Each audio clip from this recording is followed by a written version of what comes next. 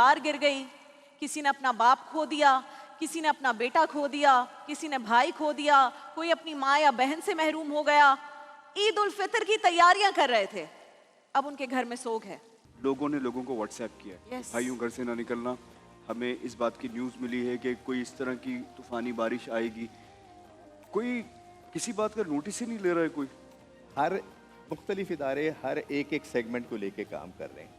ज़रूरत इस बात की है कि एक ऐसा काम किया जाए कि जो इंसान को इस काबिल कर दे कि वो अपने पैर पे खड़ा होके और खुद से ये सारी चीज़ें करना शुरू करे। बिल्कुल सही। प्यारे मुसलमानों तुम्हें ईद मुबारक, छप्पू छप्पू छप्पू तुम्हें ईद मुबारक।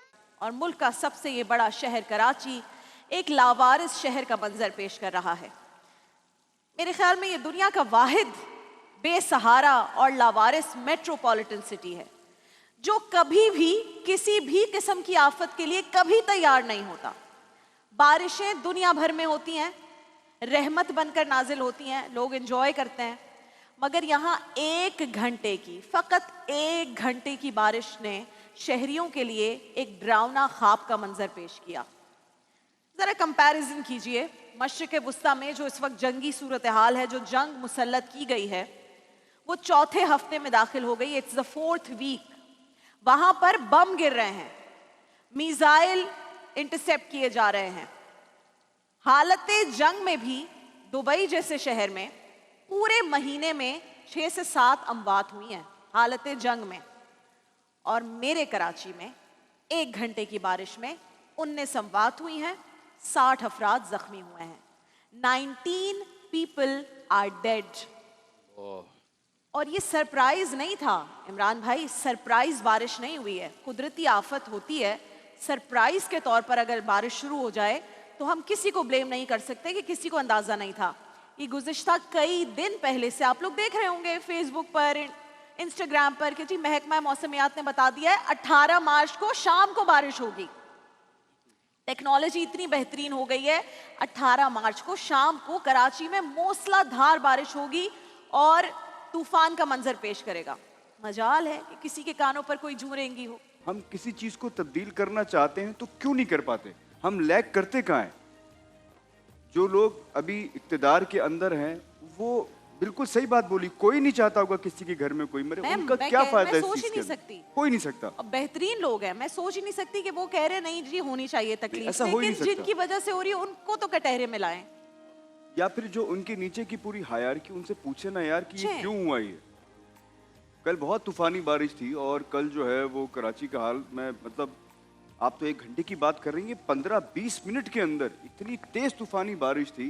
आपको पता है दानिश, इस शहर में सिर्फ DHA के एरिया में 2 बड़े बड़े इवेंट्स हो रहे थे। जी जी, उनको रोका नहीं गया। वहाँ बच्चियां बच्चे, मतलब आप हुकूमती सतह पर इवेंट्स कैसे होने दे सकते हैं जिस दिन तूफानी बारिश की पेशगोई है? How is this even possible? ये तो हुकूमत ने करना है ना, मुझसे और दानिश से पूछ के थोड़ी इवेंट्स हो रहे हैं। इसकी तो पूरी परमिशंस होती हैं और वो हो भी नहीं सके। लोगों का लाखों का वहां पे नुकसान हुआ है।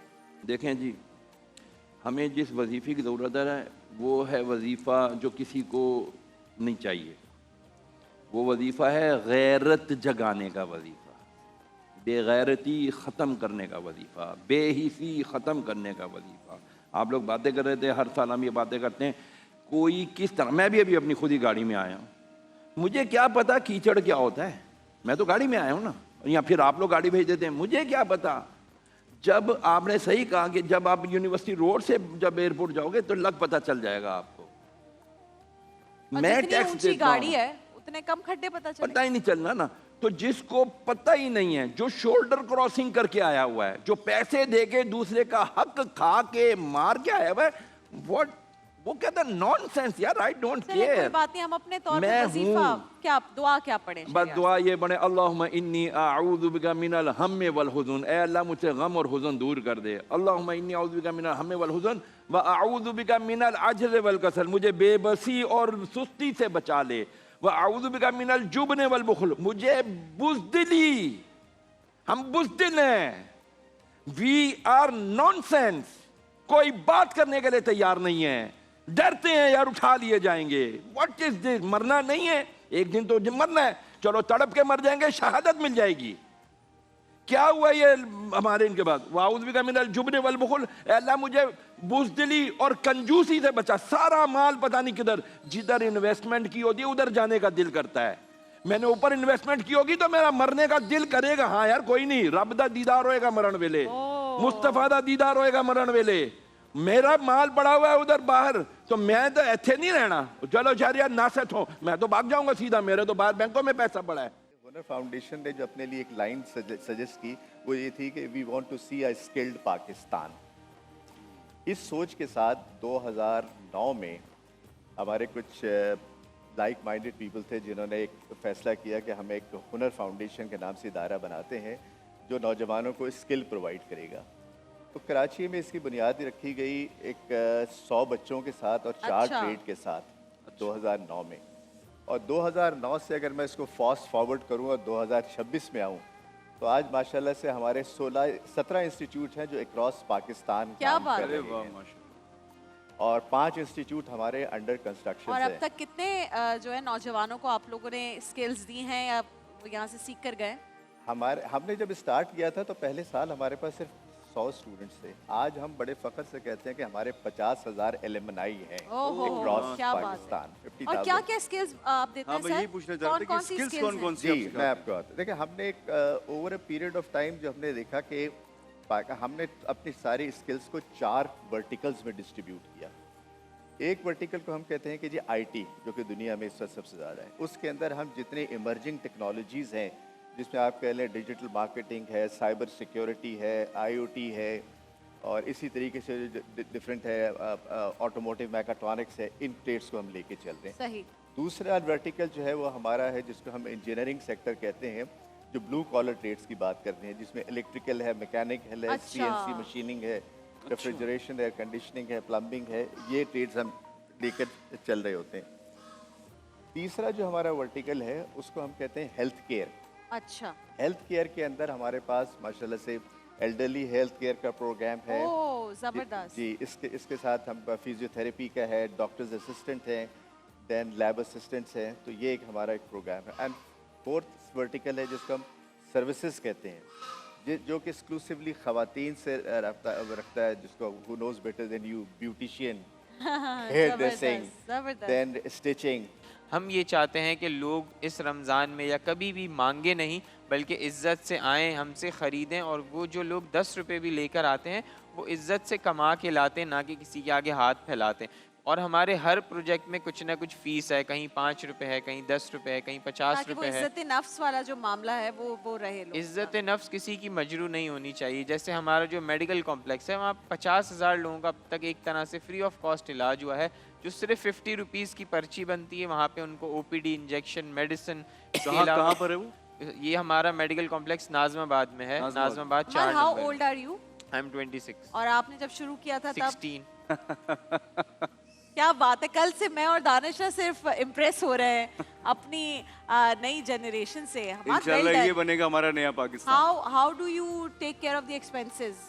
लोग पैसे देते हैं आपको, किस तरह करते हो आप? हमाद फाउंडेशन के 3 ज़रिए हैं एक्सपेंसेस मैनेज करने के, इनकम आने के। पहला ज़रिया तो ऑब्वियसली डोनेशन अमाउंट होती है जो लोग हमें डोनेट करते हैं।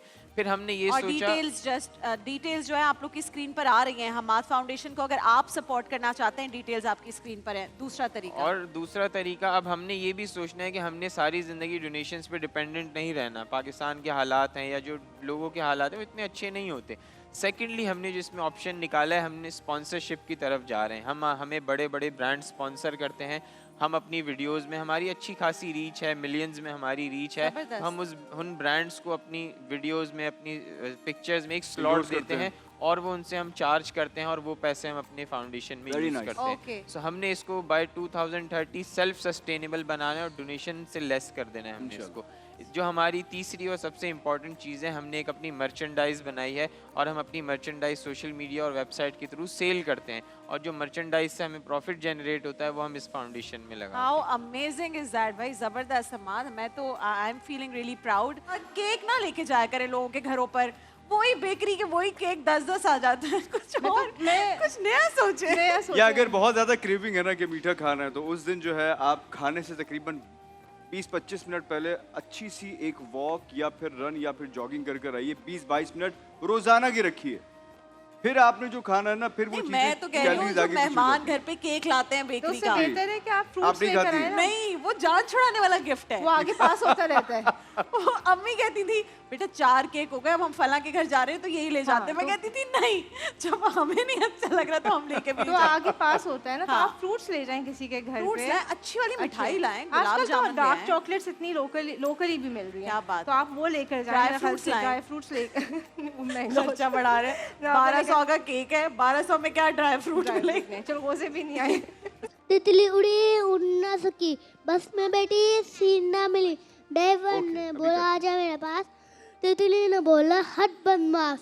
हट वाह बदमाश। भाई वाह, तितली डर गई। तितली जी। अभी पूछता हूँ। पोएम, सबसे पोएम सुनेंगे 1 by 1। चलो आज पोएम सबसे सुनेंगे। आज मंगलवार है, चूहे को बुखार है। हैं? आज मंगलवार है, चूहे को बुखार है। चूहा गया डॉक्टर के पास, डॉक्टर ने लगाई सुई, चूहा बोला उई उई उई। यही। अच्छा बताइए, आप यार हम कुछ क्या बोल पूछना है रहे हैं। आपने? 65 हम plus चूहे के 2 साथ ऐसा कितना कर रहे हैं। सॉरी, 65 plus 2 चूहे ने कितना आउच होता है? आउच आउच नहीं बोला, 65? उई उई बोला। Plus 2 कितना होता है? 6-7 कुछ बोल रहे। देखिए, इंसान जहाँ पर होता है वहीं के अहकामात का मुकल्लफ और वही अहकामात उस पर लागू होते हैं। सही। अब मिसाल के तौर पर अगर वो पाकिस्तान में आ गए और यहाँ पर ईद हो तो उस सूरत में तो उस शख्स को ईद करनी होगी, रोज़े की कज़ा बाद में करनी होगी। ठीक है। लेकिन अगर कोई वहाँ पर 29 रोज़े रखकर पाकिस्तान में आ जाए और यहाँ रोज़ा हो तो अगर 29 रोज़े उन्होंने रखे हैं तो 30वां उनको रखना लाजिम होगा। सही। इसीलिए कि हदीस पाक में रसूलुल्लाह सल्लल्लाहु अलैहि वसल्लम ने फरमाया कि हम उम्मत हैं उम्मी, हम न लिखते हैं न हिसाब करते हैं। तो फरमाया महीना या 29 का होता है या 30 का। बिल्कुल सही है। तो वहाँ पर तो पॉसिबिलिटी और एहतिमाल था, लिहाजा उनको 30वां रखना लाजिम होगा। लेकिन अगर ऑलरेडी वो 30 रख चुके हैं ऑलरेडी तो चूंकि इस्लामी महीने में कोई 31 का भी नहीं होता, 28 का भी नहीं होता, तो अब उसके ऊपर रोज़ा रखना लाजिम नहीं है। 29 की सूरत में लाजिम था, 30 रखने की सूरत में उस पे लाजिम नहीं है। एक ख़ानदान में अमूमन लोग जो हैं वो एक दूसरे को कुछ देते नहीं हैं, तहाइफ वगैरह, तो ये खुशी का मौका है। इस मौके पर अगर कुछ ईदी के नाम पर अगर एक दूसरे को दिया जाए, लेकिन मैंने आगाज़ में अर्ज़ कर दिया कि ला ज़रारा वला ज़रारा, ये जो रसूम बना दी गई है ना, ये जो बोझ बना दी गई, ये बहुत ख़तरनाक बात है कि रेट तय हो चुके हैं। जूता छुपाई का जिस तरह रेट होता है उसी तरह से ईदी का भी रेट तय हो गया है, ये बहुत ख़तरनाक बात है। आप कर्ज लेकर, उधार लेकर, टेंशन लेकर बंद कमरे में मियाँ बीवी के झगड़े हो रहे हैं ईदी देने के मसले पर, ये तो बिल्कुल भी जायज़ नहीं है। इसको अल्लाह ने वुसअत दी है, कुरान का भी हुक्म यही है, जिससे अल्लाह ने वुसअत दी है, हैसियत दी है, अपनी हैसियत के मुताबिक खर्च करे। और जिसका अल्लाह ताला ने हाथ जो थोड़ा तंग रखा है वो अपनी हैसियत और अपनी वुसअत के मुताबिक खर्च करे, बिल्कुल सही, सवाब भी जरूर मिलेगा। फिर एक अहम तरीन बात ये भी है, आपने जूता छुपाई का हदीस शरीफ जिक्र में आता किया, है, जूता छुपाई जायज है? जूता छुपाई भी जायज़ नहीं है, कुछ भी छुपाना जायज़ नहीं है। पैसे जहाँ लेने की बात हो वो बिल्कुल भी जायज़ नहीं है मामला। लेकिन बात यह है कि रसूम होती है, हो अल्लाह रहा है। माफ़ करे, होती हैं और होते सही है, ही हैं। बिल्कुल ठीक थोड़ी है। बहुत जो है वो खुशी होती है कि भाई छुपाना चलो कुछ भी दरवाज़ा जायज रुकाई नहीं भी हो रही है। शादी भी नहीं, शादी भी नहीं छुपानी चाहिए, हमने यहाँ पे बात की है। तो अर्ज ये कर रहा था मैं कि हदीस शरीफ में आता है कि मन अहब्बा अन युबसता लहू रिज़्क़हू, जो चाहता है कि उसका रिज़्क़ बसीत कर दिया जाए, कुशादा कर दिया जाए, फराख कर दिया जाए, व अन युनसा लहू फ़ी असरिही, और उसका ज़िक्र खैर भी बड़ा कर दिया जाए, उम्र भी उसकी तवील कर दी जाए, फल यसिल रहिमहू, उसे चाहिए कि वो जो रिश्तेदारी हैं उनको मिलाए, उनको जोड़े। देखिए महफिल रमज़ान लाइव ट्रांसमिशन रोज़ाना दोपहर 2 बजे से सिर्फ ग्रीन एंटरटेनमेंट पर।